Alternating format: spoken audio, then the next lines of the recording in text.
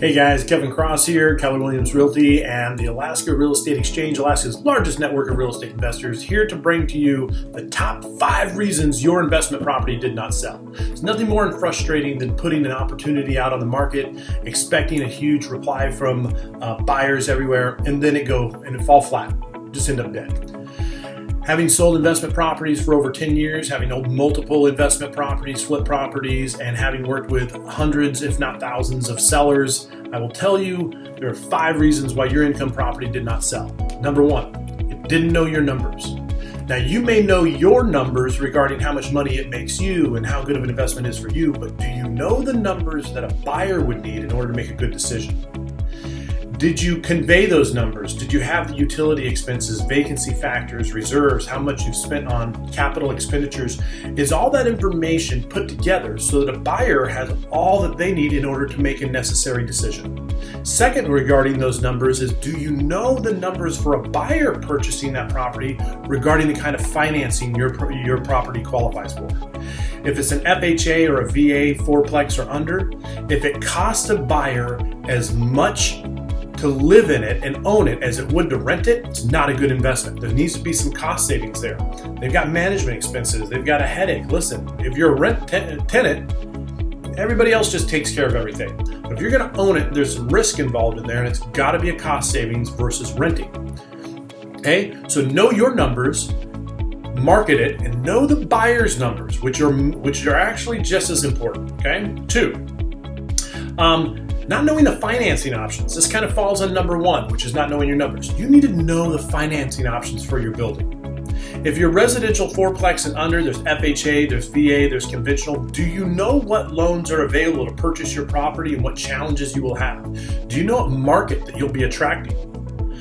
You know, instinctively you realize that if it appeals to a lot of VA, if it's in a military area, then you need to make sure your property is going to be attractive to those individuals. If it's an FHA, different owner occupied, versus a conventional, understand the terms that a buyer are going to use to purchase your property so you can understand how those metrics work for them. The other part of that in financing options is commercial, that is 5 units or larger. Your property must qualify for the loan. It's less on the buyer. A buyer is buying a business, and the business must qualify through the bank for kinds of financing. Do you know if the bank is going to finance the property based on your profit and loss statements last 2 years' tax returns? You can actually, if you're working with a great investment realtor like myself, take that property and actually have it pre-qualified with a couple different lenders to see what kind of financing options are available, and then you can use that in your marketing strategy going forward. But the truth is, most realtors focus on residential properties. They don't understand the investment market. Most investment property owners think that all realtors are the same. There's a disconnect. Property sits on the market. Okay, number 3, not knowing your market. That seems basic, knowing the market, but investment properties are different markets. There's basically 3 different markets you need to know.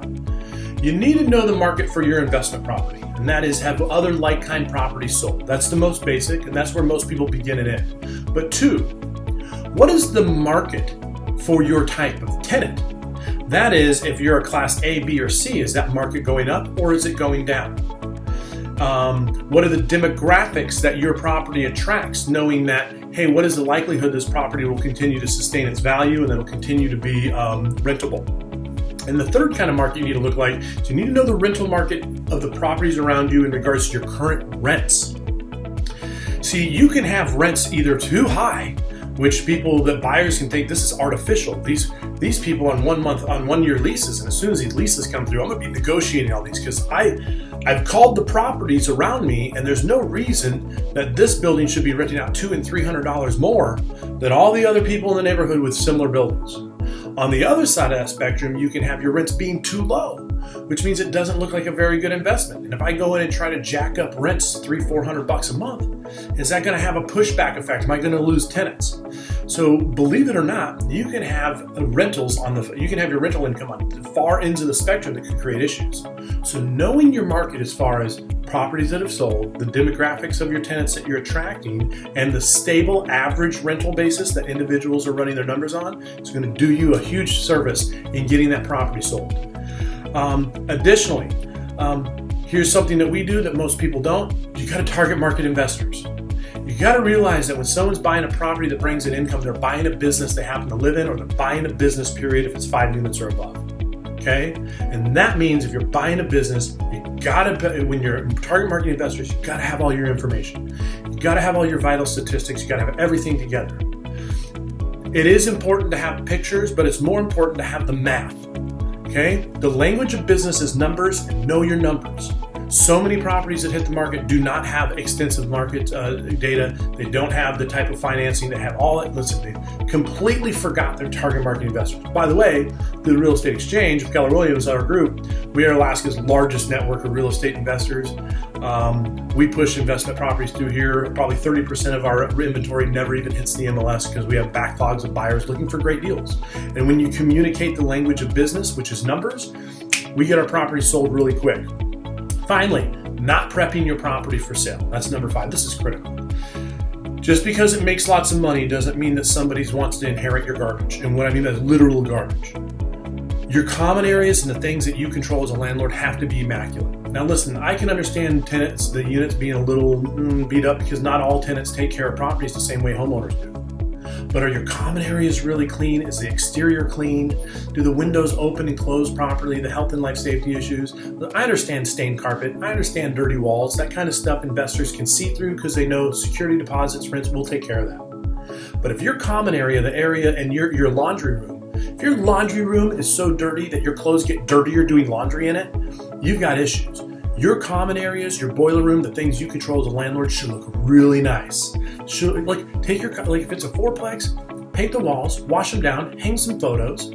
By the way, you're going to attract better tenants because your common areas are attractive. You got a tenant who's putting cigarette butts outside, clean up those cigarette butts and have a come to Jesus meeting with them, but this is unacceptable behavior. It's little things that we can do that really make your building look attractive. Because instinctively you realize a buyer sees just the common areas, the thing you control have been neglected. They think the whole building has been neglected. And the truth is, if you're neglecting your common areas, that's probably true. All right, so there's the 5 things. What we've got, not knowing your numbers. We've got not understanding financing options.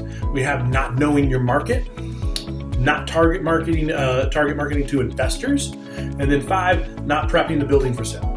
If you had an investment property that hasn't sold and you feel discouraged, I'm here to tell you that you may just be 1 degree away from getting it sold. Just give me a call, Kevin Cross here at Alaska Real Estate Exchange, Keller Williams, 907-529-2289. That's directly to me.